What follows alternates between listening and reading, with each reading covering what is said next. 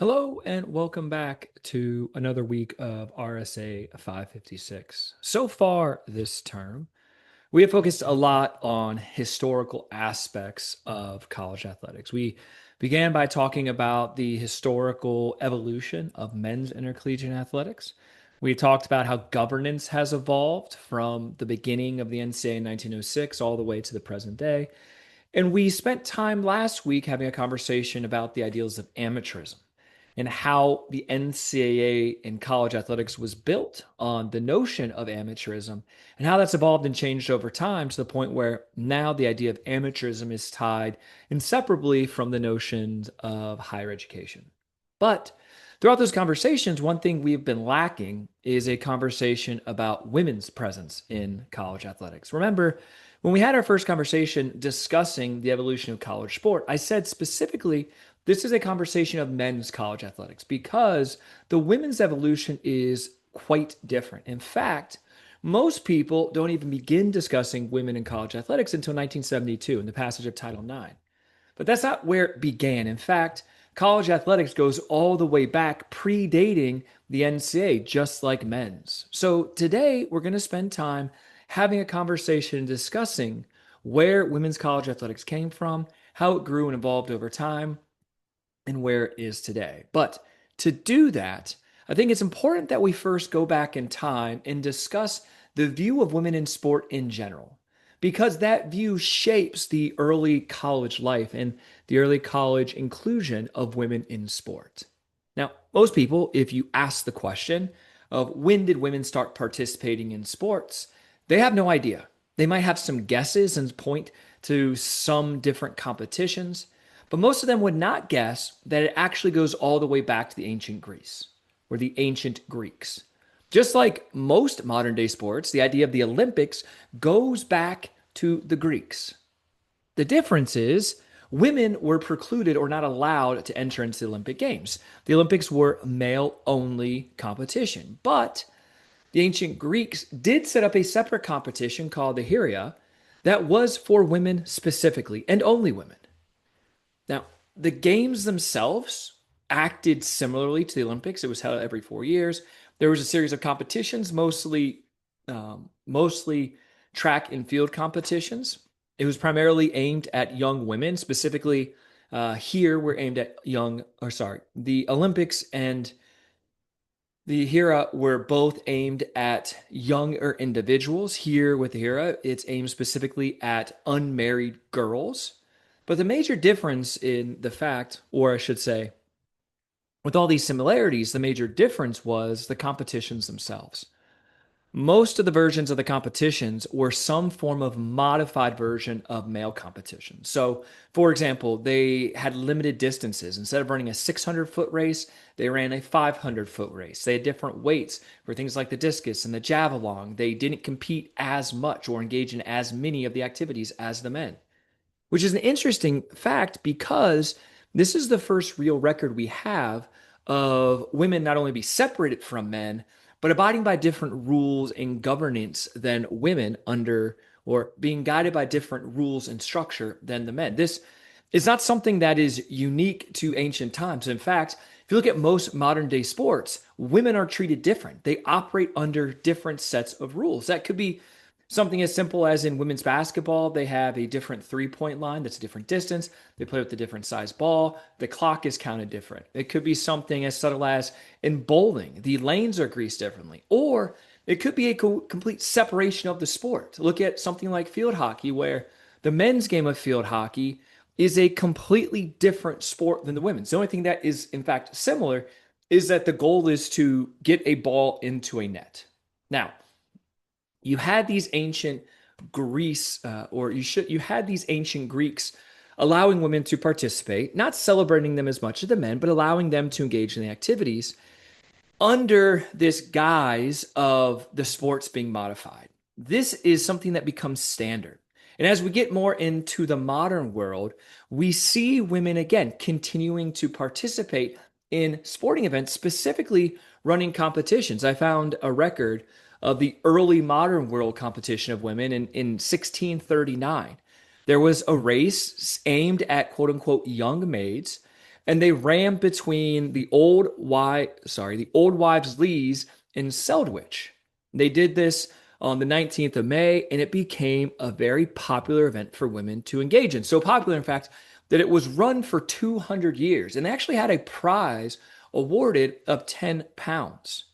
And so, again, not only in ancient Greece, but also into the early modern day, we see women starting to participate in sport and in a form of physical activity that is celebrated and recognized up to a certain level. If we fast forward a little bit more into the 1800s, we reach this time that's known as the Victorian era. Now, you may or may not know about the Victorian era. You may have read about it. You may have an idea, but just in case you didn't, the Victorian era is marked as the rule of Queen Victoria of Great Britain. She is in charge from 1837 all the way up to 1901. And during this time, certain ideals or ideologies get placed on the British society, which, not surprisingly, then has an influence on the Americas and the colonial system that Great Britain operates. All of this leads to a paradoxical world. A paradox is speaking to two kind of opposite ends.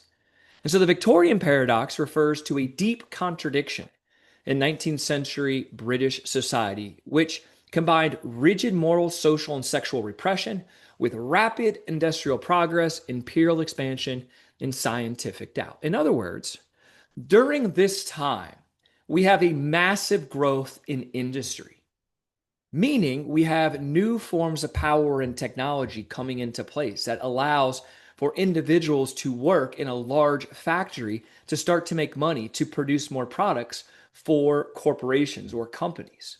They're able to do that and work more of a 9 to 5 job rather than having to go out and engage in farming and a lot of menial work that takes a lot of energy. The invention of the industries or the Industrial Revolution starts to lower those standards. Individuals are able to get out and make more money. So we're progressing with that. And as we're progressing, Great Britain is also making more money. They're starting to expand their empire, having a greater influence around the world. But the idea is, as we are expanding, as more and more individuals are making money, making these wages, we created a view that created men and women or treated men and women very differently. The idea was that women had this very high moral structure. They were seen as angelic. They were seen as the quote unquote angel of the house. Their purpose was to provide a setting for the men who are working in these industrial factories to come home to that was safe and taken care of. The women were in charge of the kids, educating them, keeping the house, whereas the men were in charge of going out and making the money. Women were viewed as angelic, men were viewed as devilish or sinners, if you will. So in this society, women were thought of and put on a pedestal. But in doing that, we created a society that looked up to them but didn't value them, because there is this legal reality at the time where women don't have rights. Women can't own land. They can't enter into contracts. They cannot engage in lawsuits or sue. They are literally seen as property owned by their husbands. And so we have this paradox that's taking place where women are thought of as this pedestal figure that's supposed to be pure and genuine and practice morality. And men, we didn't care if they were sinners or acted out or whatever, because as long as they had a woman, that was what mattered. Now, if we fast forward this and look at this in the realm of sports, then it's okay if men are playing violent sports. It's okay if they're cheating. It's okay if they're engaging in things like football, rugby, and trying to win the competition, because morally, we didn't expect much out of them. But for women, we didn't want them doing that. We thought women shouldn't be engaging in these type of activities because we didn't want them to be unladylike. And getting down and playing violent sports and running and engaging in these forms of physical activity was unbecoming of females. And so this Victorian paradox exists, and the idea is to separate women and men, allow men to pretty much do whatever they want, whereas we held women to a different standard which results in them not being able to do a lot of things. Now, one of those things that we didn't want to allow women to do was to seek out an education. If you look at just the Americas, Harvard was the first college to open up during the run of the United States, and it was founded in 1636. We have other schools after that. College of William and Mary, founded in 1693. St. John's College in Maryland, founded in 1696. Yale was founded in 1701. University of Penn, or UPenn, was founded in 1704. University of North Carolina, the first public school, founded in 1795. Opportunities existed for men to go and achieve their education. And we talked about what that college atmosphere looked like. Very rigid, very structured. Didn't allow men to have much time for any type of recreation or sports. Well, women, because we viewed them differently under this Victorian paradox, because we saw them as homemakers, as being around to complement men rather than being able to stand on their own, we wanted to keep them from getting educated. And so it was not until the mid 1830s that women were able to achieve anything past a high school education. I read a lot of different sources. Some of the timelines conflict with each other, but from everything I can find, on December 23rd, on December 23rd, 1836, the Georgia Female College became the first women's college in the world. They were the first to charter an actual college and set it up with the goal of allowing women to come in. Very near months later, Oberlin College, which had already pre-existed and allowed men in, they became the first college to actively admit a female onto their campus to achieve a higher education. Now, this kind of starts to open the floodgates. And in the 1870s, we see a group of colleges known as the Seven Sisters established. These are meant to rival the Ivy Leagues. These are meant to rival Yale, Harvard, Princeton, and UPenn.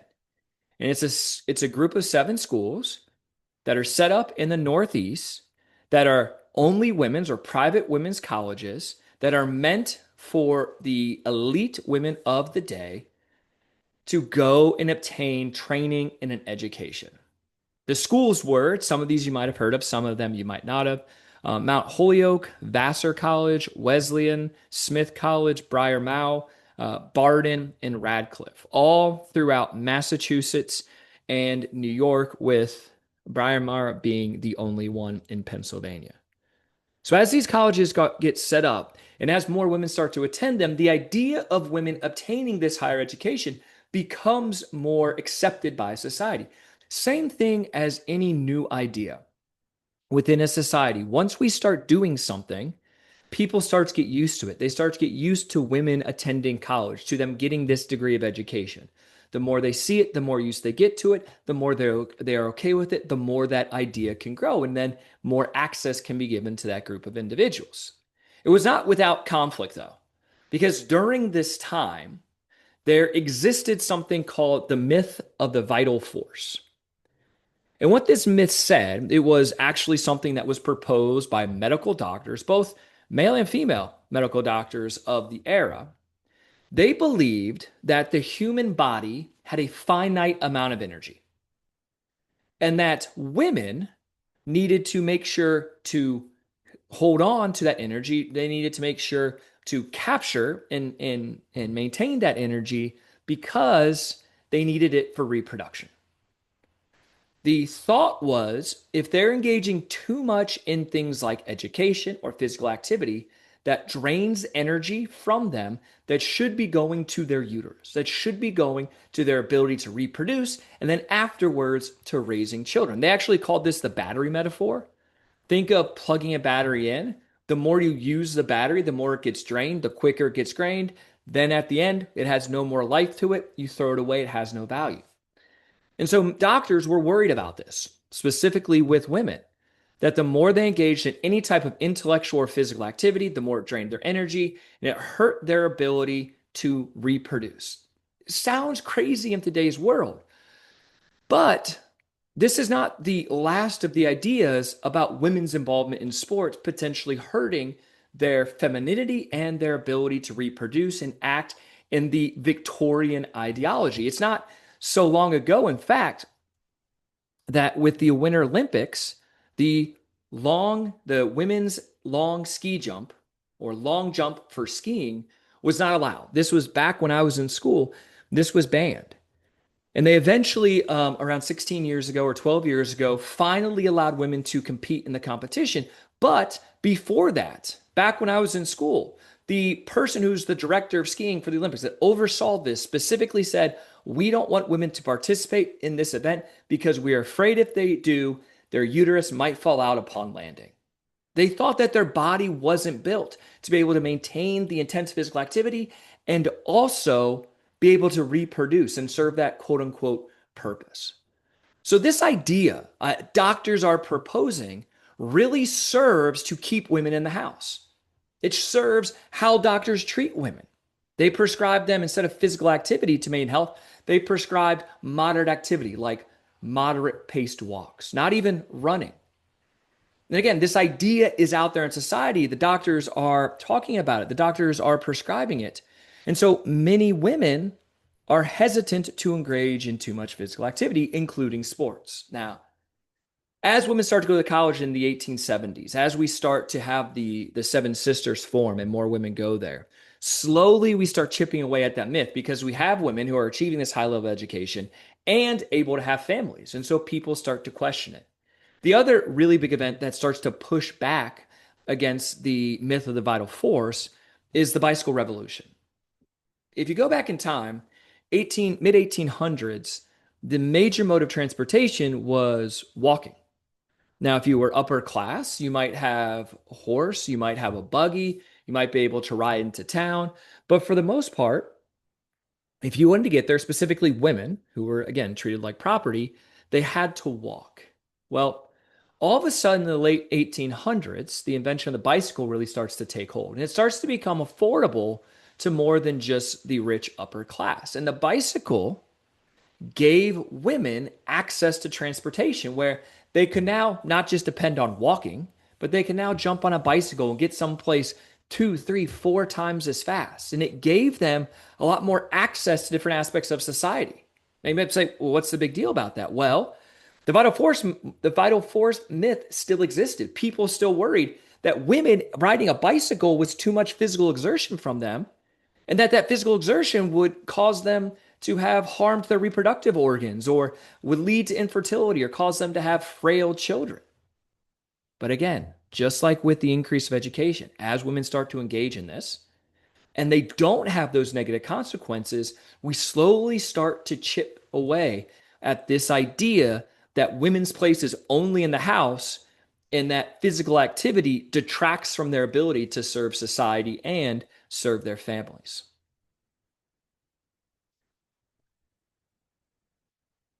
As this is happening in the late 1800s, as women are slowly starting to chip away at this, the colleges that are in place start to engage in forms of recreation. Very similar to the early men's collegiate athletics, where remember, in the early days, we had gymnasiums put in place for college students to provide them an outlet for their energy. It provided them a place to go and get that energy out, to engage in some movement, to get some degree of physical education and health, and then they could go back to their classes and be more successful. The same idea starts to take place within women's colleges, where gymnasiums start to be inputted. Women start to engage in gymnastics or calisthenics, stretching, moderate forms of activity. However, the idea of physical education remains with the women. Whereas the men didn't like the gymnasium movement and they quickly pushed into the idea of play days and competitions among individuals at the same school, women kept the notion of physical education and still championed that. The philosophy of the Victorian paradox towards sport at this time was that if women are participating, as long as they're not doing too much, as long as they're not being too competitive, then it's okay. We can allow that. And so the concept of play days really starts to take hold, where schools would host a date where women would come together and compete in activities against each other, not to win, but just for the pure fun and joy. more so a form of recreation than a form of sport. In 1895, this really starts to change. And it starts to change primarily because of Vassar College and their first ever field day.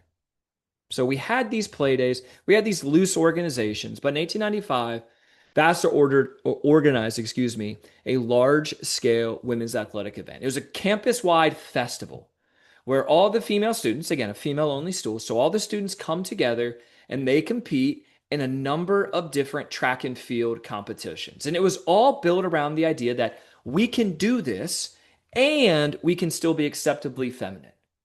Sport participation is not have to be masculine. It does not have to be about championships or winning or commercialization. We can do it and still maintain those Victorian ideals.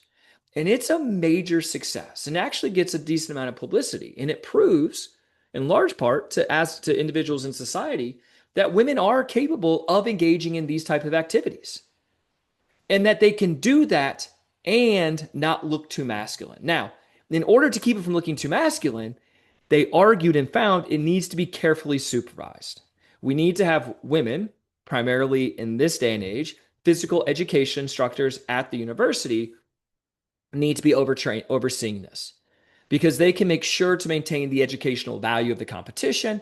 They can make sure to take it and keep it from being too competitive. And they can keep it, for the most part, private. Regardless of how private this event was, it got press. You can go, and I found records of this on Vassar's website where they have fairly good descriptions of the event, of what happened. So it was well documented. But it starts to show women can not only do this, but that there's a popularity that women want to do this, that they want to go out and engage in these activities. Now, at the same time, we have these field days starting to happen. We also have the sport of basketball invented. And you can't talk about the history and evolution of women in college sport without focusing on basketball because this is the major single sport at that time. So if you don't know, in 1891, Dr. James Naismith invented the game of basketball. He creates it as part of his work at the YMCA, as part of the Masculine Christianity movement. He then takes it into men's collegiate athletics. They start to have competitions very quickly after. Well, most people don't realize that women adapted the game very quick. Literally, I found articles that talked about Sandra Benson, who was considered the mother of women's college basketball, instituting the game at Smith College only weeks after Naismith invented it. So Sandra Benson was a physical education instructor at Smith College. And so she was looking for physical activities to have her students, again, all female college, engage in. So she learned the game from James Naismith and then brings it back to her college and creates a form of modified basketball and starts to have her girls competing in this. Now, for the first year, it's just learning the game. It is not competitive at all. It is individuals working together to try to achieve the goal of putting the ball in the hoop. And within a year, that evolves into the first ever organized game. Intra-collegiate competition. They're not playing people from other schools. They're just competing as freshmen versus the sophomores at Smith College. But they are engaging now in a competition where it's not just about getting the ball in the hoop. It's about doing that more than the other team.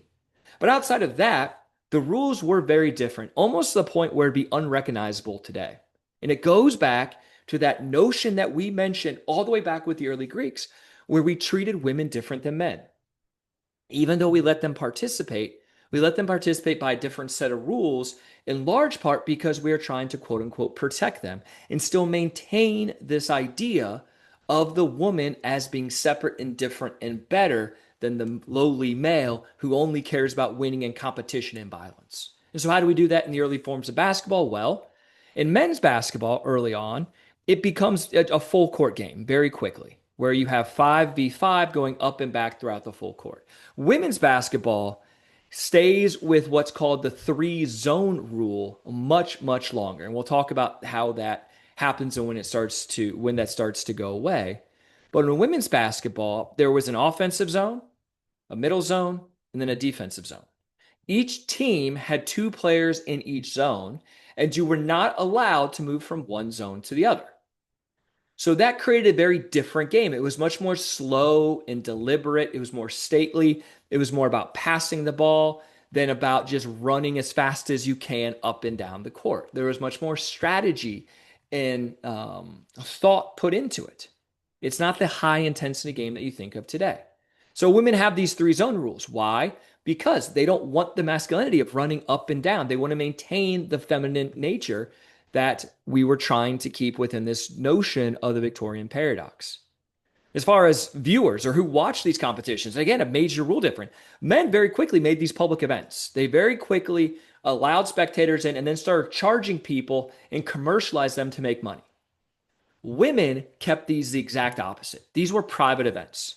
Men were barred. Men could not come and watch the competitions. They were worried about men coming, so no men could come. Only females could come. And generally, starting out, it was only females at that school that could come. Why? They're trying to protect the femininity of women. Again, they're treating them in that much more delicate, angelic way, whereas men seem like we don't care about the outcomes of some of these things that are happening. So again, as I mentioned, the goal is different. For the men's game, they're trying to win. They're trying to be the best, which builds up publicity for them in the school, which brings them more money from the donors. We talked all about that in the evolution. Women, they're worried about functional health. They're actually worried about the physical health that comes from sport participation.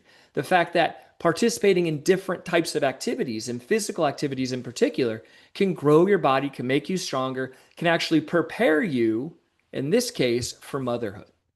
Pushing back against the vital force myth, which said this depletes energy.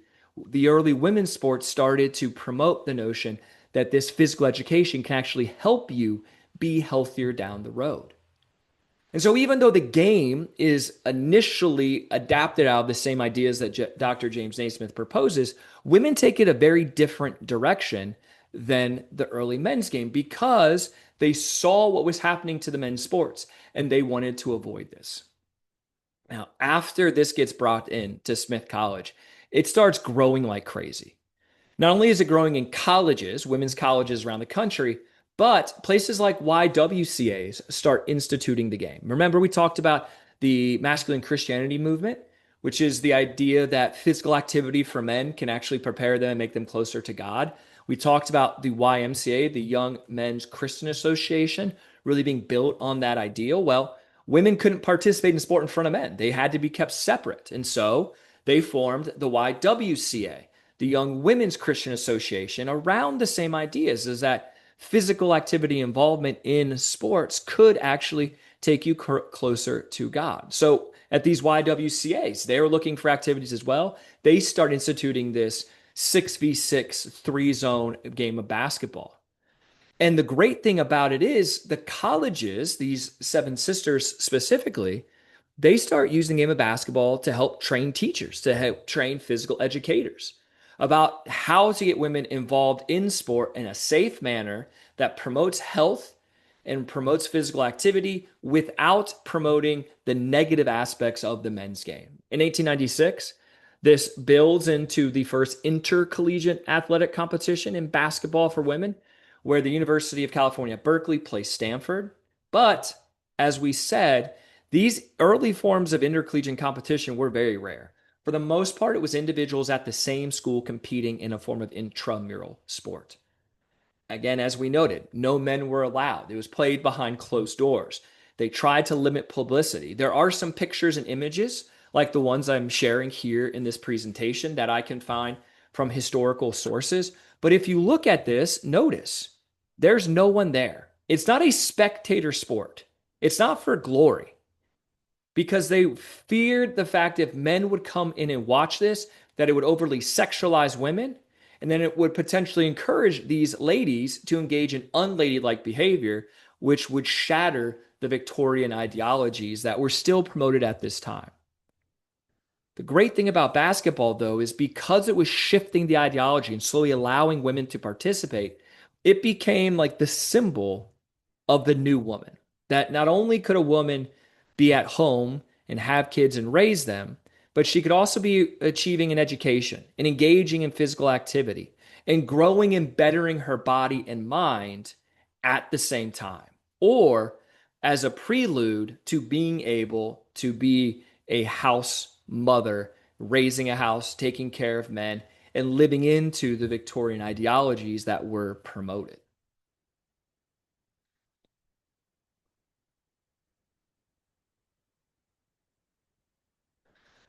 Here's where we start to follow the men's course. Now, if you remember, what happens in males intercollegiate athletics, we start to have competitions, intercollegiate competitions between different schools in different sports. We start off with the first ever intercollegiate competition being a rowing meet in 1852, but then that very quickly branches out into sports like baseball, basketball, football, track and field, tennis, etc. And what we said was as those sports started to engage, or as those individuals started to engage in more and more forms of intercollegiate athletic competition, there start to be questions about, well, what are the rules that we are going to use? How are we going to determine who's eligible to play? How are we going to determine who wins the contest? Because before we had these organizations form, colleges oftentimes would have what's called a home rule. Wherever you were playing the game, they got to set the rules, how long the game was going to be, the dimensions of the field or the dimensions of the race, who could and could not compete. It would change drastically. So in men's college athletics, we talked about the formation of sports specific conferences, like the Rowing Association of America, where they would come together and say, if you're going to engage in rowing and intercollegiate competition, these are the rules we're going to abide by. Well, the same exact thing starts to happen with women's college sport, centered around the sport of basketball, because basketball at the time is the most popular sport for women. As more and more people start engaging in intercollegiate competition, as that starts to grow towards the end or the very end of the 1800s, individuals, these female leaders, start to realize the need to standardize the sport, to standardize the game. Now, the nice thing about the path that women go is there was already an organization set up, because women's sports at this time was still being run by the physical education department, by the PE department at the institution. Everything that was being done was still being done under the supervision of the physical educators and as part of trying to make the individuals physically healthy, to promote physical wellness. And so the organization already existed, or let me phrase that. The organizations already existed to provide governance over physical education. Just like in any discipline, in sport management, we have NASM, the North American Society of Sport Management. We have WASM, the World Association of Sport Management. These organizations exist to provide guidance, where leaders like professors will come together and have conversations about what do we need to do? What are the issues and challenges we're facing? How should we approach them? How do we deal with new things that are happening? We come to a consensus, we take that back to individual institutions, and then we disseminate that information to our students. Well, the same thing is happening with physical educators at this time, because physical education has become fairly popular. And so in 1899, we see a group of physical educators come together. They have an annual conference called the Conference of Physical Training in Springfield, Massachusetts. And at that meeting, they discuss women's basketball and the need to start to provide regulations. So that way, when these competitions did exist, individuals knew before they came in what the rules would be. And they were worried already at this time of women's basketball following the path of men's sport. And they wanted to make sure that the rules that were instituted kept them from going that path. So the Conference of Physical Training established the Committee on Women's Basketball, also known as the Women's Basketball's Rules Committee or the National Women's Basketball Committee. I found it labeled different things in different places. And who did they put in charge? Senator Brenson, the Smith College professor, physical educator, who was the first one to institute basketball in colleges. And that makes sense. And so her, as the chairperson, and the committee come together and they put together standardized rules and what I found referenced as gentle rules, which again reinforces the difference between the male and female game. So the first thing that they did is they assured the game would remain a game for women and that it would not mimic what was happening in the men's game. They wanted to keep the game feminine. They also wanted to make sure that the game was a part of your education and physical training across the country. If the purpose of the sport evolved outside of educating and physical training for participants, they didn't want it involved. And so, how did they do that? Well, they put into place a series of rules. They codified, meaning put into writing, the three zone rule. The fact that you had an offensive, middle, and defensive zone, and that two players were in each zone. They codified the idea of line crossing, meaning that individuals were not allowed to cross from one zone into the other. But just to demonstrate how different the men's and women's game were, and for the line crossing fouls, if an individual from one team did cross over a line and into a different zone, it was not treated harshly. It was treated as an accident because it was thought a true woman would never purposefully breach the rules of the game. It was taught as an accident, and all that happened is a warning was given. Whereas in the men's game, if an individual broke a rule, then there was a foul called. They had X number of fouls, 6, that they got before they were kicked out of the game. Because men are rowdy and rough, and all they care about is winning. And so we have to have these strict rules and structure in place to keep them from cheating the game and acting immorally to achieve the outcome of winning and gaining the fame that comes with that. Women didn't have to worry about that because the women game was more ladylike. They didn't care about the outcome. They cared about the process. In this way, we again see a stark contrast and a stark separation from the amateur ideologies of men's sports, the amateur ideologies of women's sports. Women's sports much more mirrored those of Great Britain. Remember, when we talked about amateurism and the Great British ideals, they cared about the process. Calling your own fouls. In golf, you call a penalty against yourself. In tennis, you call your own lines. There's not officials. We are meant to act in a gentlemanly way because being an amateur above all else means being a gentleman. Well, the same idea gets put into women's sports. They bring over those Great Britain amateur ideals and they implant them. So, yes, crossing a line is not allowed, but if an individual does that, they're doing it by accident. They would not do that on purpose. So there is a violation called, but only a warning is given. They're not punished.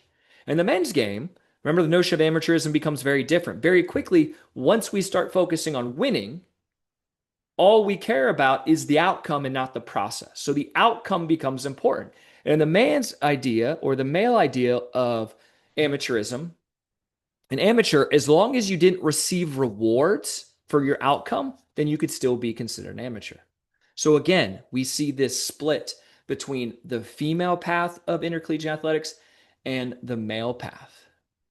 It is important to note, as a side here, basketball is not the only sport at this time. There are other sports that are common and growing across colleges.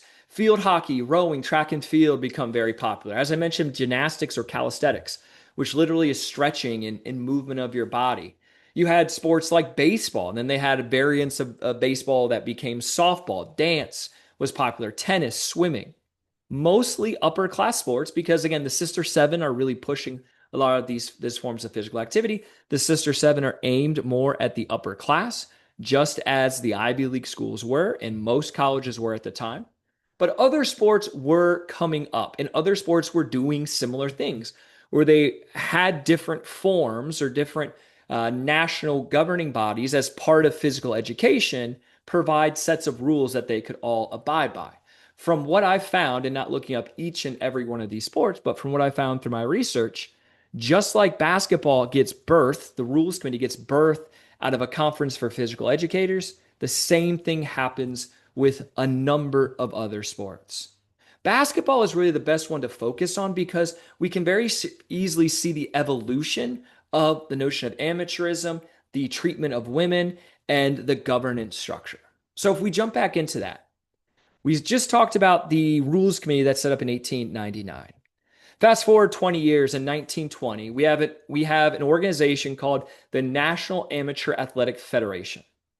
There are a couple different organizations set up around the country, such as the NAAF, AAU, that are designed to provide guidance or structure in amateur athletics. The NCAA is the one that we mostly think of, but the AAU and the NAAF were other massive organizations that are pushing and challenging the NCAA for control over amateur athletics. So at a NAAF conference, they decide that they are going to create a division that deals specifically with women's sport. So instead of just having the whole committee and the whole conference, they're saying, look, women's sports growing, so let's create a division and we'll have that division focus specifically on women's sports. And again, we will push for standardizing rules to protect women. And what are we protecting them from? We're protecting them from competition. They took this division, took a hardline stance and said, we are not going to go the same path as the men. We are not going to go to the point where we are focusing on the competition and winning and the commercial factors, the money that can be generated from this. They wanted to keep women's sports free from exploitation, free from commercialization, also that they can maintain the health and safety of their participants. They wanted to keep physical education as the core value. And so they start to set in place, again, standardized rules to do that. Part of those rules is the push to make sure women physical educators are the ones that are managing college athletics.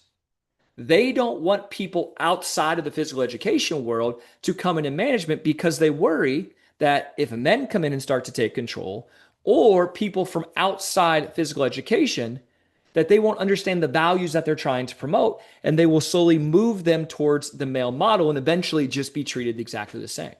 So this is the first organization that comes in and says, look, we want to emphasize females should be administrators and should be from physical education. We want to emphasize the importance of pure participation rather than competition. This notion might sound foreign to you, but it is something we still talk about today. We talk about it with youth sports.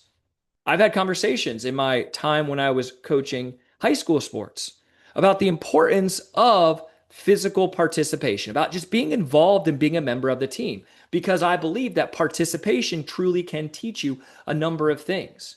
It can teach you teamwork, how to work with others, time management skills, leadership skills, how to give in work in an authoritative structure or under a boss like a coach. All these have values, and we talk about these for physical education still today with youth sports and high school sports. The desire to get people involved because of the values that can come that are nothing to do with competing in winning.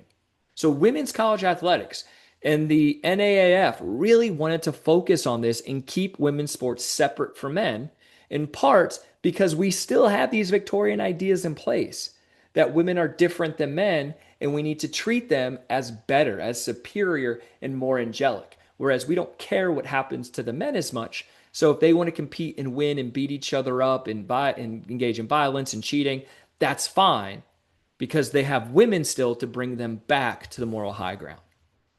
3 years later, you have the National Section of Women's Athletics, the NSWA, form. Now, just like the women's division of the National Amateur Athletic Federation, the NSWA is a division of the American Physical Education Association. This is an association that still exists today. It's now called SHAPE. Back when I was in school, it was called AFERD, a very powerful organization. This is, again, a national organization of physical educators, people who teach physical education, who research it. They come together to share, talk about, and discuss things that are happening within the profession, to come up with ideas about how to improve, how they can maintain their goals, maybe shift goals and focuses as time changes, whatever. Well, just like the National Amateur Athletic Federation created a division to deal specifically with amateur women's sports, AFERD creates a division to deal specifically with women as well. Now, this is born out of the want to try to professionalize physical education. AFERD in part starts not only to deal with issues, but to legitimize what they are doing. Having national organizations helps legitimize a field of study. The same thing happened after sports management was created, really in the late 70s, early 80s. But once NASM, the North American Society of Sport Management, gets formed and creates a professional membership, all of a sudden it adds credibility to what it is that that organization is doing. And so the same thing is happening with physical educators. You have AFERD form. It helps legitimize physical education. It helps show the value that it has to society. And within that, they create what they call the educational model. This means that their model, or I should say, this model emphasizes sport as a tool to achieve health, social grace, and character. That we engage in these forms of sports to get these positive outcomes. Now, the National Section for Women's Athletics, which later goes through some name changes, serves as a rulemaking committee, just as the WDNAF did, where they're trying to standardize the rule for physical educators. So that way, when you take the sport of basketball or take the sport of tennis or take the sport of field hockey into your college, we're all teaching the same rules. So that way, if one college plays the other, they're abiding by the same policies, the same rules, and we can engage in a very ladylike moral game. They created what they called the women's education model, which was a subset of the education model, where they said sport should be viewed as education. We don't care about winning, we care about participation. In other words, it's more important to get women involved in sport than it is to just get the best involved and only win competition. They reinforce the notion that sport should be run by education when educators, just as the women's division of the National Amateur Athletic Federation noted, and that intercollegiate competitions between these different schools, should be very limited and highly controlled. They wanted that control, again, to be with the educators, not with the students, not with the administrators, but with the educators, because they believe the educators knew best. So we start to have this competition. We start to have these multiple organizations competing. Well, in 1940, the two merged together. So the women's division of the National Amateur Athletic Federation and AFERD, which again now is Shape America, merged together with the NSWA, and they form one coherent organization. They basically bring that structure into one because they don't want to be fighting and competing against each other. They all have the same or similar goals, so why not work together? And what comes from that is the DGWS, the Division of the Division of Girls and Women's Sports. So again, subdivision of AFERD. So AFERD is still the primary body that oversees it. This is a division of them where their focus is to focus specifically on women and girls sports. Part of that, obviously, is intercollegiate athletics and physical education at colleges and universities. Looking through the history of the DGWS, there's really three distinct periods or phases that happen. The first is right after it forms. 1957 to 1960, that first 3 years, their goal was to just basically maintain what was happening. Maintain women's sports as an extension of physical education departments. So we learn to participate in sports through our physical education departments, and those physical education departments can then go through and set up competitions amongst individuals at the same school in intracollegiate athletics, or they can set up competitions amongst colleges and universities within the region as a form of intercollegiate competitions. And they do this fairly successfully for the first 3 years. However, starting in 1960, there starts to be a revolt. There starts to be a pushback against this model. And it comes for a couple of different reasons. One of the main reasons is the success of American women, but women in general, at the Olympic Games. Women are now allowed to participate in the Olympic Games. And so you have individuals like Wilma Rudolph, a track and field athlete who gains massive credibility, massive popularity for being this great athlete. And others see this, specifically women, and they start to wonder, why can't we get that? Why can't we participate in something like that at the college level? Because the Olympics does care about winning, and we do celebrate it. Why can't we bring that in? And these individuals who are engaging in sport at the time in colleges, they also start to push for wanting more training, wanting more coaching in a specific area. Not just a physical education instructor who's teaching a lot of different classes and focusing on education. They want someone to come in that knows tennis specifically, or golf specifically, or basketball specifically, to give them more intense training so they can improve and achieve higher levels of success in accomplishing the different skills that are involved in the game. And so they start to press the universities and they start to impress national governing bodies like the Division of Girls and Women's Sports to allow that professionalization. Because remember, amateurism meant no amount of money coming in. A form of money coming in was paid professional coaching. We talked about this when we talked about Harvard and the scandal that it went through with hiring a professional coach and paying him $7,000 a year, and how that violated amateur ideals. Well, women had kept that out forever because the physical education department was the one doing all that. Well, they start to want that and they start to push.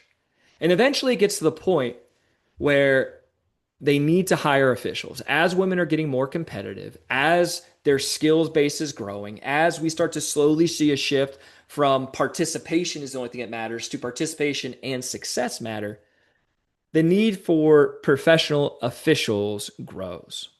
And so in 1966, they actually have to go out and train officials who know the rules, who are not biased, who are not just employees of the universities.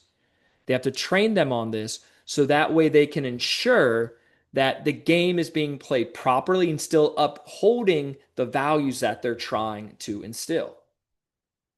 You might say, well, what's the big deal about hiring officials? But if we go back historically and look at men's collegiate athletics, remember the hiring of officials was the first step in the professionalization of men's college sport. It was the first step in moving away from the old amateur model into a more commercial and professional model. And at the time this happened, the Yale coach who promoted it said, well, we have to do this because it's becoming violent and we need to make sure that the violence doesn't grow too much. And the paid officials and will be able to come in and keep the violence at bay to maintain the amateur ideals and make sure that individuals aren't cheating or violating the rules. And remember, in that conversation, I said you need to be careful because once you dip your toe in the water, soon you'll be up to your neck. Once you take that first step and offer that first justification, it's the first move away from that amateur ideal and into a professional context. Fascinatingly, we see the same exact thing happen in women's sports, just years and years later or decades later. That leads us into the third phase of the DGWS, and that's 1966 to 1971. So in 1966, the DGWS and AFERD transition women's college athletics to the Commission in Intercollegiate Athletics for Women, the CIAW. So you had AFERD, which was the primary governing organization. Underneath AFERD, you had the DGWS, which oversaw not only women's intercollegiate sports, but all amateur sports for women and girls. But then, because of this increased pressure to change women's collegiate athletics from the inside, they decided, well, we need a specific organization that looks just at, or a specific section of our organization to look just at college athletics and keep college athletics in line. So you had AFERD at the top, you had the DGWS underneath them. The DGWS finds the Commission on Intercollegiate Athletics for Women, so a subsect of the DGWS. While the DGWS still provided rules and kind of set the framework, the CAAW comes in and they start running events. And they realize that this play day model wasn't working. Just having two schools get together on the weekend to play in a friendly competition, that was falling apart. Competition had started to break through, and people started caring more about just the physical and educational value that can come. And they started to care more about they started to care more about winning. And that leads to a number of modifications that start happening. In 1966, for example, women's basketball introduced something called the Rover Rule. Now, previously, in the late 1930s, they had gone from a 2-zone game a 3-zone game. Let me start again.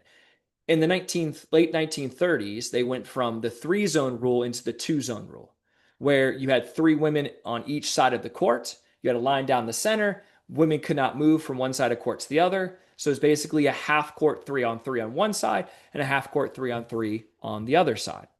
But the line rule was still in place where women were not allowed to move from one side to the other, still trying to maintain the idea of limiting physical activity and not be to the point where it becomes unladylike and too much like the men's game. Well, in 1966, we see a step away from that as the Rover rule gets introduced, which allowed two players on each team to cross that center line. So two players can now play full court, which makes the game more physical, which makes the game more athletic, which again takes another step into the water and moves us further along. We then in 1969 see the first unofficial women's basketball tournament. Up until this point, you just had intracollegiate athletics and you had schools kind of playing against each other, again, in the form of a play day. The outcome didn't matter, the competition did. Well, in 1969, that changes. And we start to see 1969, that starts to change with basketball. And we see a tournament where now we do care about who is the best team at that tournament. Again, this isn't just regulating college basketball, this is regulating all women's sports. In 1969, we also see the first national championship for women. And the CIAW is one that put it on. And it was in the sport of gymnastics that year, and they had one in the sport of track as well. And now that toe we dipped in the water with bringing in officials who are professionalized, who are receiving money in specific training. Now we moved up to our knee by starting to change some of the rules to allow for more physical activity. Now we move up to our hip by allowing unofficial basketball tournaments where we're competing. Now we care about the outcome. To now we're up to our neck where we're having specific competitions to see who's the best at this sport in the entire company. And in 1971, women's basketball moves to being full court. We have a national championship. And now there becomes a huge battle over what's going to happen next. Because the ideas that have been governing women's college athletics for 80 years have now been eroded. We are no longer precluding women only to the gym and keeping them private and engaging in activity to build their physical health and keeping them away from men in order to maintain these ideal femininities in the Victorian ideologies. We've now moved to mirroring the male competitions, to caring about the outcome more than or as much as we care about the process. We now have come and we start commercializing and we strip back and we allow other individuals to watch these competitions, to see women engaging in these physical activities, which stripping away that Victorian ideology. And so what we see next is a major change for women's college athletics. What we see next is an evolution of the CIAW into the Association of Intercollegiate Athletics for Women. Basically, the CIAW and the governing factors over women's collegiate athletics realize we can't just be a subdivision of some other organization. We need to pull ourselves out and be a standalone organization where our sole goal is the governance of women's collegiate athletics. And so the Association for Intercollegiate Athletics for Women, the AIW, forms in 1971, and this marks the first true governing body for competitive women's sports. They are not focused on the physical education aspect. They're not focused on maintaining the PE department as the provider. They recognize we need to focus on all women's sports, focus on the competition part, so that way we can maintain the regulations to put in place to try to hold on to some of those values that were founded or that were at the start, some of those values that we had at the start of women's sports. So their goal was three parts. Their goal was a three-part goal. First, they wanted to provide institutional membership and national governance for college sport while maintaining the ideals of PE. So they still valued the notions of physical education, but instead of the physical educators or the physical education departments governing and providing it, they now were going to be the ones that did that. And they had a ton of success. In 1971, the first year, 278 member schools were a part of the organization. One of the big rules that they had in place that becomes very important to help maintain the ideals of physical education, the notion of we engage in activity for the physical education value that comes from it, is they had a no scholarship rule. Again, mirroring early men's intercollegiate athletics, they had a rule that said women could not receive athletic scholarships at all. The universities could not pay women any money for their participation in sports. And the idea was the very same idea that was in place with men's collegiate athletics, was that the introduction of money professionalizes the sport and it corrupts the ideals and infrastructure that we're trying to put in place. So in order to keep the PE ideas, the PE notions, the PE value, they said no athletic scholarships. Second goal, they wanted to balance high level competition with mass participation. So they wanted to create an environment where women could compete at a high level on the national frame, but they didn't want to grow it too much because they thought and worried that if it grew too much, just as men's collegiate athletics did, then they would lose control and commercialization would take over. Finally, just like AFERD originally did, just like the Division of Girl and Women's Sports did, they really emphasize women leadership. They wanted women to be involved of the sport, or they wanted women to be in control of the sports. 80% of coaches at this time were women as a result of that. They felt women could relate most to the athletes. Women would push back against the commercialized, the growth and popularity. They would push back against the idea that winning is the only thing that matters. And they would be able to uphold what the core values were of amateurism in women's sports. However, in 1972, we see a major event happen, which leads to changing all of this. And that's the passage of Title IX. Now, we're not going to spend a ton of time talking about Title IX, but it is important that we understand what Title IX is and what it does. Because what it is and what it does has a profound impact on the governance. So put simply, and we'll talk about this more in a second. Put simply, prior to 1972, women's role in college or women's enrollment in college had been increasing. We had co-ed schools now instead of just the Seven Sisters. We had state institutions and private institutions that were open and accepting women across the country. However, women struggled to get accepted. They had much higher standards that they had to meet. So prior to 1972, a female tried to get into a graduate program and was denied access. She sued the university claiming that she was denied access because she was a female. She had better scores, better grades than a number of the men who had gotten into the program. And the courts agreed with her. They said that she was discriminated against because of her status as a female, or because of the fact that she was a female. And that was in direct violation of another law, Title VII at the time, which said you cannot be discriminated against in employment practices because of your sex.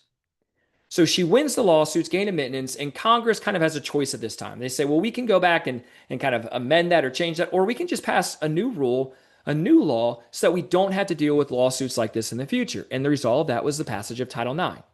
The purpose of Title IX in its passage was to provide women equal access to education. That was it. That's the value, or that is the whole point. In fact, while there was debate, if you understand the process of turning a bill into a law, it goes to committee. The committee, they have conversations, they vote it out. It goes to the general floor. The floor has discussions, they have debate, they ask questions, they modify it. But in that process of being in the debate, one question was asked about sport. The question was asked, how will this affect men's collegiate athletics? The answer was, it won't, and it was never heard from again until after the bill is signed into law. Because just like with any law, we don't always know the consequences of the law until the law is in place and people start to challenge what different things mean. And so in 1972, this is passed. And initially it's thought this isn't going to affect women's college athletics at all. It's going to have no effect. It's not going to affect men's. Women can still go under the AAW structure. The men have the NCAA structure.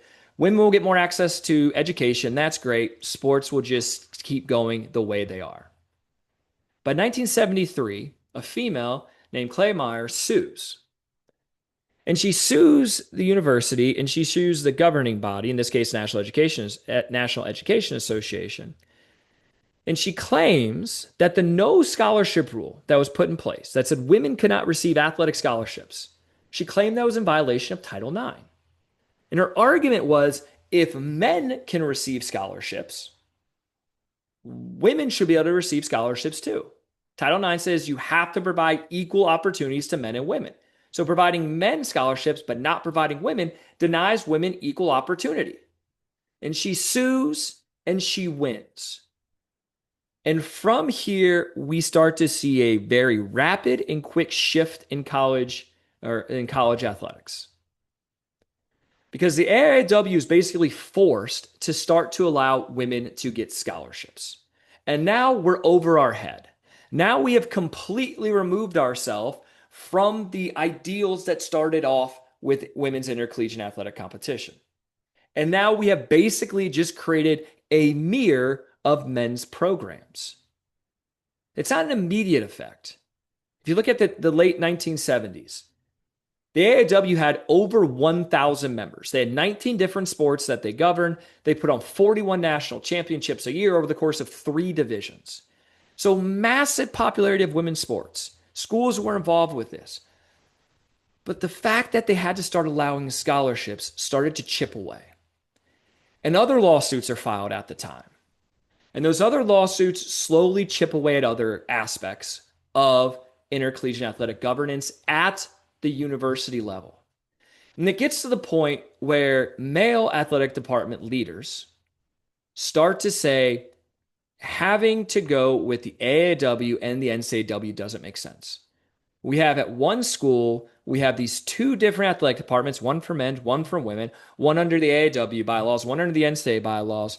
It's creating a lot of drain on our resources. So why don't we just bring everything in under the NCAA? The men already have a structure in place. They're allowing women, they don't have any rules limiting women's scholarships. They already have revenue streams. So let's just bring women's sports under us. In 1980, that's what they start to do.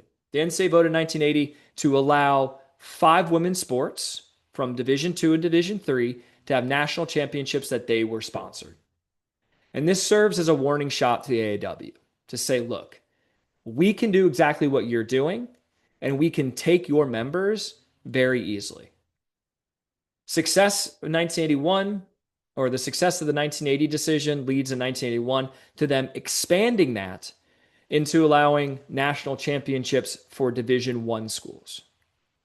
This included the 2 most popular sports of basketball and volleyball, which basically serves as the final decision or the final year of the AAW. Because what the NCAA did very smartly, if you think about it, they said, if you are already a member, if your men's athletic department is already a member of the NCAA, we will not charge you any extra money to bring your women's program in and be a part of the NCAA as well.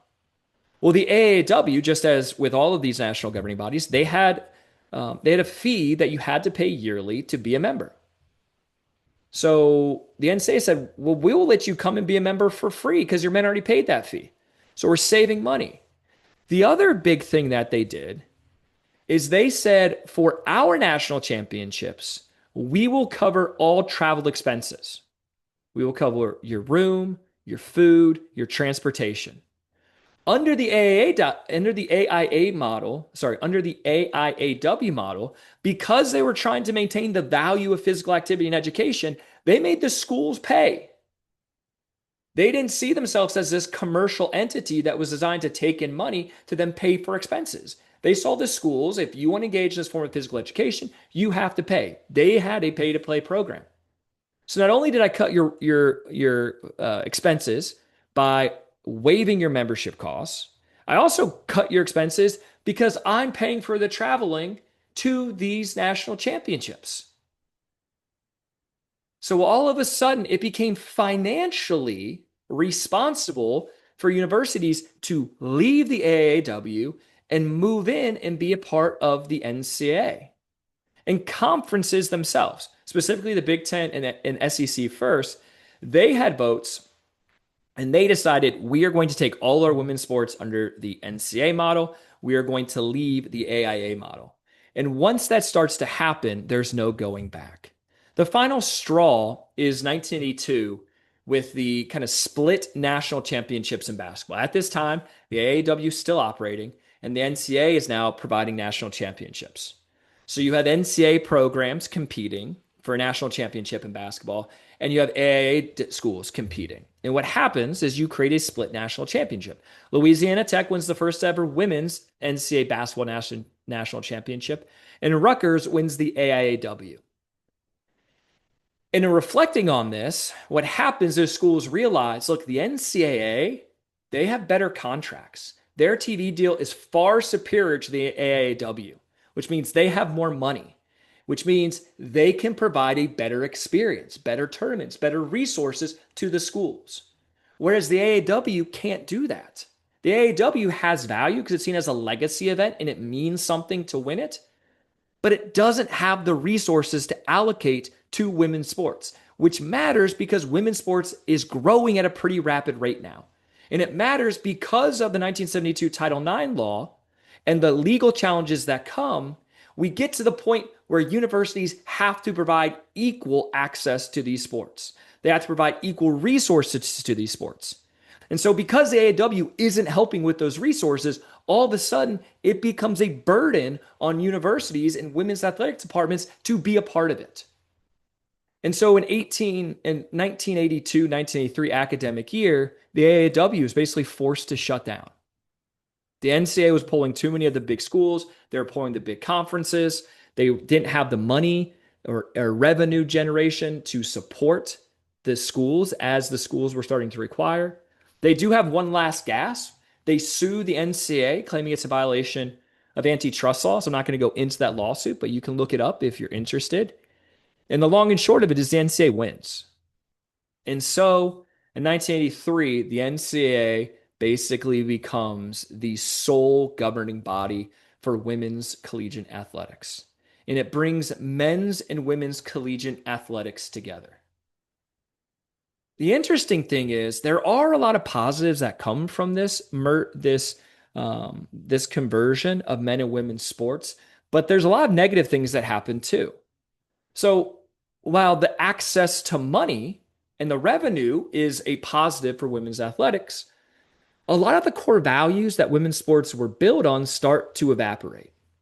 And that begins with looking at the leadership model. Remember, these women governing organizations like the AAW, like the DGSW, they really valued female leadership. They wanted women to be in charge of women's sports because they felt that women would help maintain these sports in this ethical playing field that promoted physical education, that focused on health. Well, in 1972, so the year that Title IX was passed, that led to 90% of women's teams being coached by women to keep with the focus of the governing organizations. Fast forward to the mid-1980s, that drops to 50%. Today, we'll look at some charts here in a second, that hovers between 41 and 43%. So we've had a 50% drop in the number of women's coaches. That's not it. They didn't just value women's coaches, they valued women's administrators as well. They wanted women to be in charge. But since 1972, and since we started to see all the women's sports go under the NCAA, we all of a sudden started to realize from a university, why do I have a men's athletic department and a women's athletic department? Why am I allowing physical educators to be in charge of women's sports when I already have this organization, this athletic department set up that their sole purpose is to govern these sports or to provide oversight? So the women's college sports, their department, their athletic department, the department of the PE, depending on the school that saw that was just folded. And the men's athletic departments started to just subsume. They started to just take all the women's sports under them. And who's in charge of women's college sports at that time? Who's in charge of these men's collegiate athletic departments at the time? Men. Men were overseeing these. And so when we get rid of the women's version, the women's external factor, when we get rid of the women's athletic department, the man just stays in charge. And the person or female who is running that, they either get fired or they get brought in to work under the males that are in charge. So after you see this immersion in 1972, the number of women who are athletic directors gets drastically depleted. Now, today, we still have a major issue with this. The NCAA tries to help with it by creating a required position at every single university known as the Senior Women's Administrator, the SWA. Every athletic department across the country has to have a Senior Women's Administrator. It can be the athletic director, the head athletic director. It oftentimes is an associate athletic director. And just because you have that one individual doesn't mean the rest of the athletic department is providing opportunities to women. And that has been a major issue. But the question I want you to be asking is, well, why did we see this shift? Financials is a big part of it, because in collapsing one department, instead of having two groups run two things, having one group run that, we cut our resources. But from the coaching standpoint, why are we having more men all of a sudden taking over these women's sports? Well, as women's sports grows in popularity, as it gets on more TV more, as it gets more popular, all of a sudden the prestige of winning in women's sports goes way up. Women's sports is no longer about just the competition, women's sports is no longer just about getting out there and getting physical education and getting healthy and learning from the sport. No, women's sports has moved to being about winning. And if you can win at a high level, guess what? You gain popularity, you gain fame, you can make money. And so as women's sports are getting more and more popular, more men are wanting to get involved in coaching women's sports so they can claim some of that popularity for themselves. And with the men being in charge of the athletic departments, the men being the ones doing the hiring, oftentimes they're more likely to hire a man, especially back in the 1970s and 1980s. Because in general, there's a theory in sports with coaching that says the person hiring the coach, they're most likely to hire someone who looks like them. Just like in sports, you're more likely to cheer for someone who looks like you because you can see yourself in them. And it makes you have a false sense of security that you understand them and you can predict what they will do and you can predict that they will be successful. It is not always true, and oftentimes it is not true, but that is this prejudice that all of us bring into the world of hiring. And so the men take control of the athletic departments of all, including the women's. Now, the prestige of winning as a women's program goes up. More men want to be involved in coaching. Men are hiring, so they hire more men. And women are hurt by this. There's some governance things that happen as well. Under the AAW in the last iterations, education and the student was the focus. We cared about the student's well-being. We cared about the education that they received from the aspects from the physical participation in these athletic competitions. They didn't have recruiting. They banned recruiting, just like in the early NCAA. They didn't have scholarships until 1974, just like the early NCAA. But with Title IX's passage and the legal need to treat men and women equally, under the NCAA, those things go away and revenue generation becomes the focus. Competition becomes the focus. Providing resources to these women's teams starts to become more and more important because the law mandates it. And so we start putting more and more money into sport, which means we need to rely on sport also to generate more revenue for us. To kind of put it all together, there are both good things and bad things that come from this combination into the NCAA. From a financial standpoint, women's sports gets a lot more money. It's a big positive. Athletic departments are forced to spend more money because they have to pay for scholarships. They have to pay for recruiting. They have to pay for publicity. They have to pay more for coaches. They have to pay for athletic trainers. They have to pay for per diem. All of that has to be put in. They have to pay for facilities. So those resources that women get vastly get improved across the country. I'm not saying they get better everywhere, but if we look at the organization as a whole, women's sports as a whole, they do improve quite drastically. The problem with this is women lose control of the budgets because there's no longer a women's athletic department. It's just one athletic department that men are oftentimes controlling. The other part of this is because of the financial money that has to be put into it, women oftentimes become seen as cost centers, as we're dumping all this money in, but we're not getting money back, which creates a degree of resentment for women's college athletes, which is a very negative outcome. Taken with that, we see a major change in visibility as well. We have a massive national TV coverage. The television contract that the NCAA has is significantly better than the AAW. So you have more exposure, the brand builds, women get seen more, which has a lot of positive aspects for them. But in doing that, the sports themselves lose their identity as being separate and unique from men's sports. And so they're now treated very similar to men's sports, which takes us away from the core values that we built these sports around. We already talked about leadership, that being a major effect, where we lose a lot of female leaderships, but we get included in the national conversation of these massive governing bodies like the NCAA. So we get some more public recognition at the cost of losing some power in that decision-making process. Finally, the experience completely changes. The downside of this inclusion and change for women's college athletics is that there now is increased pressure on winning. Whereas before we cared about the process and the outcome wasn't as important, now the outcome matters. Now we care about winning, which means more pressure, which means more burnout, which means more win at all cost culture around college campuses, which means coaches care more about winning and they might not treat their athletes as well as the PE model did previously. But on the positive side, because we're putting more money and we care more about winning, we're providing them with better training, providing with better competition, better support services. So while there's a lot of negatives that come out of the NCAA's takeover of women's collegiate athletics, or I should say the NCAA assuming women's college athletics, not everything is good and not everything is bad. There is equally a good and bad side to women's sports evolution into that same model as men's, which we could go back and have the same conversation for men's college athletics. The difference is we're just talking about the early 1900s versus the 1970s when those changes happen.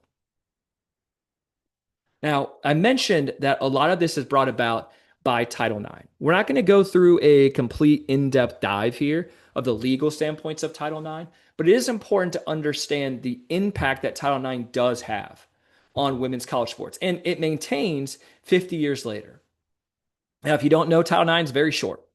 It's a 37-word law. It says no person in the United States shall, on the basis of sex, be excluded from participation in, be denied the benefits of, or be subjected to discrimination under any education program or activity receiving federal financial aid. Pretty simple, pretty straightforward. After 1972, we see 1973, the first challenge against Title IX. We see for about a 10-year period, hundreds of lawsuits filed against it. And in part, when you have such a simple law, the question becomes, okay, what is meant by these words? What is an educational program or activity? Is the educational program just academic-based programs? What about extracurricular programs like physical education, like extracurricular activities like student governance? What about activities like band? What about activities like athletics? Do those qualify as educational programs or not? Well, the only way to know is either A, to have the executive branch, who's in charge of enforcing the laws, come out and tell you how they're going to enforce it, provide an interpretation, or B, sue, go to court, and have the judge interpret what the law means. And so in 1975, we kind of go through this battle of where Title IX belongs and who should be enforcing it. In 1979, it goes to the Office of Civil Rights. And they come out with a policy interpretation after these lawsuits are being filed, after judges are trying to interpret the law. And they say, look, here's how you know if your school is in compliance with Title IX or not. You have to have three things. The first thing is you have to have equal scholarships. Now, it doesn't mean 50% of scholarships towards men, 50% towards women. What it means is however many male athletes you have, that percentage of male athletes that you have, that's the percentage of scholarships that go to men. The percentage of women's college athletes you have, that's the percentage of scholarships that go towards women. So if your athletic department is 70% men and 30% women, 70% of the money can go to men, 30% can go to women. If your athletic department is 40% men and 60% women, then men get 40% of the scholarships and women get 60%. So the scholarship is the big thing, which makes sense because that's one of the first legal challenges that we see in 1973. The second component you have to have in order to be in compliance, you have to show the general athletic program components are equal. Now, there's a list of 14 different things that fall under general athletic program components. We discussed that in law class. We're not going to get into it here, but it's things like treatments, benefits, opportunities. So same type of money needs to be spent on recruiting, publicity, support services like tutors, athletic trainers, facilities, equipment, practice times, coaching salaries. All of those have to be equal. The idea is if I'm investing $1 million in my men's sports, I need to invest $1 million in women's sports. An important point here, I'm not comparing any single men's sport to single women's sport. I'm not comparing football to women's soccer. That's never going to balance. What I'm doing is I'm adding up all that resources that I'm allocating to men and all the resources I'm allocating to women, and I see if at the end those two numbers are the same or roughly similar.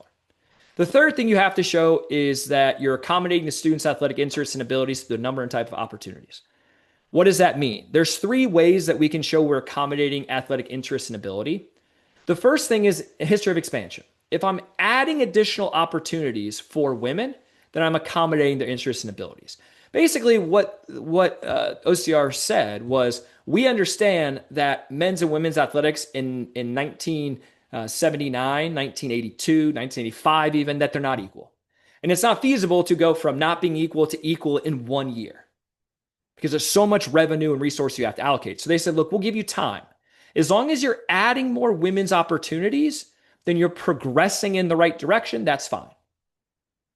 Now, I can't add one in 1982 and then not add one for 20 years. That's not expanding opportunities. I have to show every 5 years that I'm expanding opportunities and adding teams. So as a Coastal Carolina, for example, when I first got there, we added a women's lacrosse team. So we were in compliance through the third prong by history of expansion. By my last year, we had ran the clock of 5 years, so now we need to add a new sport. We added women's beach volleyball, which buys them another 5 years. Now, the idea is you keep expanding opportunities until you've reached proportionality, which means you have the same percentage of female athletes as females at the school. So if my school is 60% women, then 60% of my athletes have to be women as well. Now, in 1972, 1979, 1980s, colleges were still predominantly men because we were denying women access. That's the whole point of Title IX. Well, as we fast forward into modern day, Title IX has been largely successful in providing women more access to colleges to the point where colleges oftentimes are 50-50 or even female dominant, where they make up 51+% of the student body. However, athletics is very challenging because athletics, if you look at the population, is predominantly men, in large part because football is such a large drain on resources and numbers. Most Division I FBS teams roster anywhere from 115 to 125 individuals. Massive rosters, which means if my school is a 50-50 split of men and women, I now have to have 115 women to counterbalance the 150 men on that roster, which makes this idea of proportionality very challenging in a major aspect of the managerial decision-making of the athletic department, of how do we go through and do that. The third way you can show your accommodating interest is to show your accommodating interest. Basically, if I go through and I ask every single female on my campus, are there any sports that we're not providing that you want? If they say no, and everyone says that we're providing all the opportunities they want, then we're in a compliance.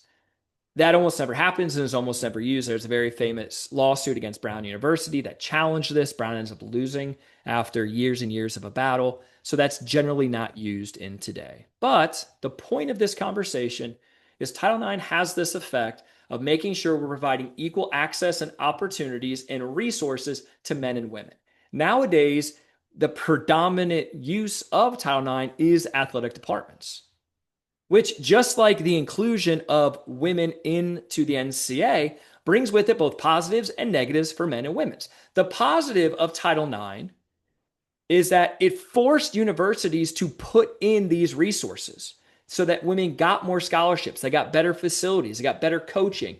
Because of those better things that improve the competition, it helps normalize varsity sports, which means society thinks of this as a normal thing.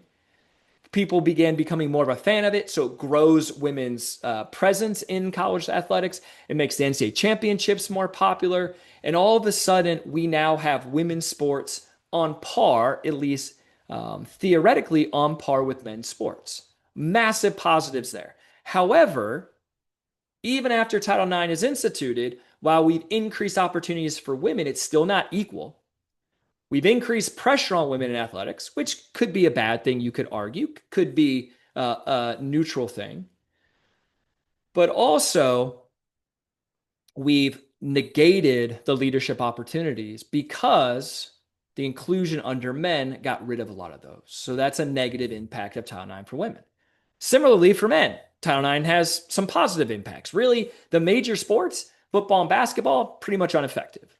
Most universities haven't touched resource allocations to football or basketball in large part because that's their number one revenue source. Not at every school, but the predominant FBS schools, that is their major revenue source.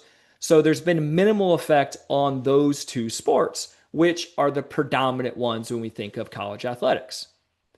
Some benefit or some male sports actually do benefit from this compliance system. You can get very much into the weeds on this, but because the NCAA requires, depending on your division, that each university has a certain number of men and women's sports, because we have to have women's sports equal resource allocation to men's sports, and we have to, NCAA says, have a certain number of men's sports, the structure that's set up makes it so you can't just throw all the money into football and basketball. You have to take some of that into some of these other Olympic male sports, which keeps them operating. The downside is because we had to throw resources into these women's sports, some of those male sports just get cut. Wrestling, soccer, very commonly cut. And the downside is, for the most part, athletic departments blame Title IX. When I was at Coastal Carolina, my very first year, athletic department came out and announced that they're cutting men's track and men's cross country. And they blamed Title IX. They blamed Title IX because they said, we have to balance the money we're spending for men and women. Well, to balance the money, you have two options. Option one, increase revenue. If you make more money, you can then put more money into women's sports. And that balances it because I'm bringing women up to men. Option two, cut expenses. If I cut the number of male opportunities and money, I bring men down to women. Now that's also equal. Well, many smaller athletic departments like Coastal Carolina, they are maxing out the revenue generation. They don't have many other places they can get money, so they have to choose to cut these men's sports, and then they blame that on Title IX, where that Title IX is a factor. The major factor is they're wanting to keep the money into basketball and football at a very high level. They don't want to touch those sports, and so they're trying to find other places to cut. This also leads in men's sports to a lot of roster size management or walk-on opportunities being taken away. Whereas if you look at the history of men's collegiate athletics and roster sizes, you would see football teams at 150 sometimes.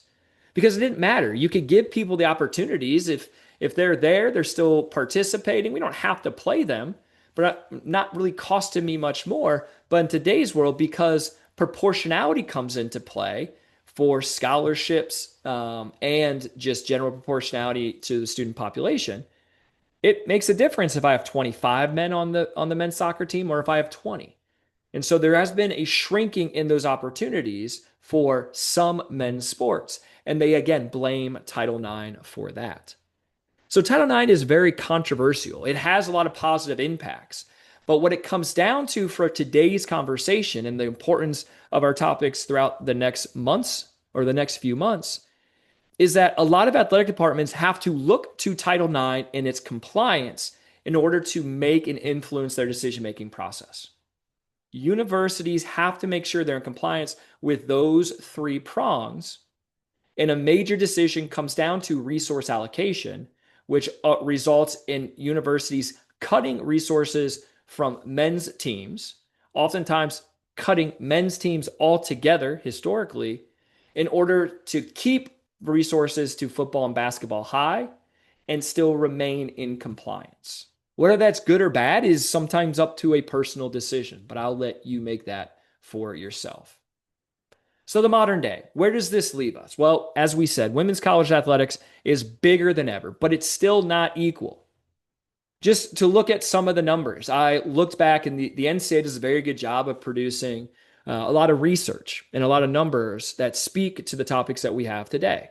And if you look, what you'll find is that yes, opportunity for women has grown, but we still do not have an equal split of men's and women's or men and women in sport. In fact, it has maintained for the last 13 years at 56% men, 44% women. And we look at the overall college population as women now are the predominant or majority sex at colleges. We are not meeting that proportional standard that Title IX sought to. Now, the good thing is both men's and women's is growing. In 2012, we had 251,000 men and 192,000 women. Fast forward to 2025, we have 316,000 men and 239,000 women. So we have seen the numbers of participants go up, which, if you truly believe in that educational model of sport, that's great because more people are being provided that opportunity. The downside is women are not being provided equal access to that. They still are about 80,000 individuals short of having equal numbers as men. Another aspect of equality we talked about is athletic directors. In 2012, around 19% of athletic directors were women. So this is after the NCAA has put into place rules like the SWA and requiring to have senior women be in charge or have responsibilities at universities. So in 2012, we were at around 19%. Fast forward to 2025, we're at 26%. So that means 74% of athletic directors are men, and only 26% are women. Here, over the last 5 years, we've seen these numbers just be stagnant. The number since 2020, the number of athletic directors who are women has increased 13, meaning only 13 more individuals.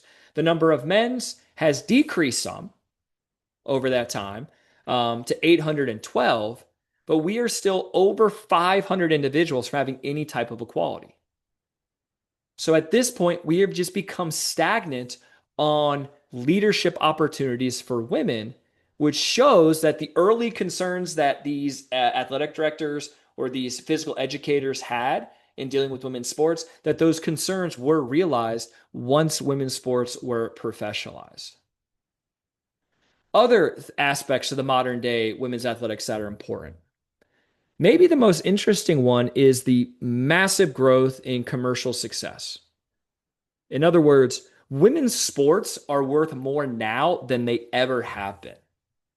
In fact, there's women's basketball tournament. And the latest round of bidding that went to televise that was valued at $65 million per year. In 2024, the women's Final Four viewership surpassed the men's championship game, the World Series, and all NBA final games, which makes the women's Final Four for 2024 one of the most popular sporting events in the world. You have to remove football, put them aside. Women's Final Four is next in line.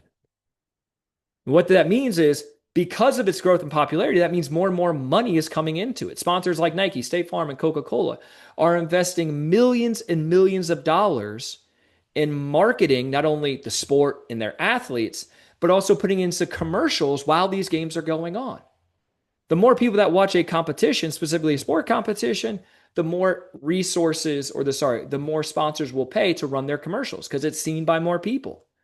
So as women's college sports grows more and more and more, you're going to see this influx of money coming into women's sports, with hopefully meaning that those opportunities, those numbers that aren't exactly equal right now, might gear towards equality as we go.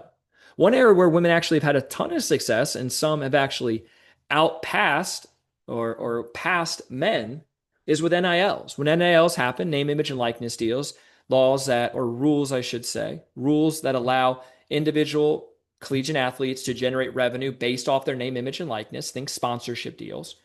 People were really worried that when state laws were passed, the NCAA finally allowed this to happen, that the money would just be given to football and basketball players, men basketball players. They thought all the money is going to go to them. This is really going to hurt women. What are we going to do about this? And there's all these questions that we'll get to later this term. But arguably, the greatest boon for female athletes has been NIL money. The greatest boon for NIL money is women's athletics. The most of the money is going towards women. And it's not just women in basketball. We've seen $1 million contracts being given to softball and volleyball players. Why? Because a lot of NIL value is based off of the following that the individual has on social media specifically. And women tend to have higher engagement. They have more people that engage and interact with what they post or what they say, which means there's a more of a likelihood that people that follow women will buy the products that they're marketing. If I'm trying to sell something, that's the thing that matters the most. Engagement matters over just the pure size of your or the pure size of your fan base. So NIL money has actually come in and been a big boon for female athletes. And it's actually led, surprisingly, to an incentive for these women to stay in school, specifically in sports like basketball, where there's a professional form where they can go and generate revenue. A number of athletes who might have gone for the draft after their junior year have actually come back to college, finished their degree because they're able to get more money to stay in school through the NIL opportunities than to leave, which surprisingly actually helps reinforce some of the educational values that people worried that money in money in college sports would hurt. Finally, as we've continuously talked about, in the modern day, there is a persistent leadership gap. Men are coaching about 60% of women's sports. It's remained that way. Men take about 80%, 75 to 80% of athletic director positions, which means that men are often ones controlling the decision making that is affecting women's sports. And you get into this idea of the old boys club of men hiring men they know or men hiring other men, which creates barriers for women to getting into these higher level competitions or higher level of employment. And even though I'd like to say that this is getting better, as we saw from the numbers, it's just stagnant. It's not really improving. It's not really getting worse. We've just kind of reached a plateau. And so one of the major challenges and one of the major things these governing organizations like the NCAA should be considering and should be trying to do is figuring out how they can promote more universities, athletic departments, and administrators to give opportunities and hire women who are equally capable as men into positions that open up.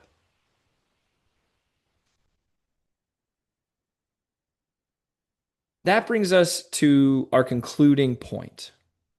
And that is this so what question. I like to ask this after every conversation. You should be asking yourself, so what? Why do we care about the history and evolution of women's collegiate athletics? Why did Dr. C spend a whole hour and a half talking to us about how college athletics has evolved over time and where it is today? Well, as we've said for all of these presentations, when we talk about history, it's important to know historically where things start and the purpose and goals behind the original iterations of these things in order to understand how we got to where we are today. Because we could just talk about college athletics as a whole right now and talk about the NCAA as the governing structure. Here's what to do. Here's their policies. Here's what men have. Here's what women have, and go from there. But that doesn't tell you how we got to where we are. And even though we're talking about 100+ year span, how we got here is still influential on where we are going. Understanding that women's sports held on to the notion of amateurism much longer and the ideas of physical education. They really promoted education through their sports. Helps us understand the challenges that women face today. Because they have been only over a 50-year span been pushing back against that. They have evolved much quicker over that span than anything else, but men have had 150 years to get to where we are today. It also is important for us to understand the challenges that we're facing. It's not that anyone is purposely seeking to keep women out of leadership positions, or at least hopefully no one is, but it lets us see why we got to the position where the numbers are stagnant. And understanding the value of women having a say in their voice of leadership helps us to hopefully come up with some creative ideas of governing things that we can do to change and address those problems going forward. And I hope these conversations that we've had the past couple of weeks will shine light onto important historical aspects that when we're engaging in other conversations, in-depth discussions of things like name, image, and likeness rights, in-depth discussions of things like conference realignment, in-depth discussions about things like the commercial aspects of intercollegiate athletics and how to control them. These historical conversations will provide you a special insight into how we can address and potentially tackle some of those issues as governing organizations. As always, if you have any questions, comments about any of the things that we talked about today, please feel free to reach out. I'm more than happy to have a more in-depth conversation or provide any clarity to areas where I might have been lacking. I hope you all have a great week, and I look forward to talking to you all next week.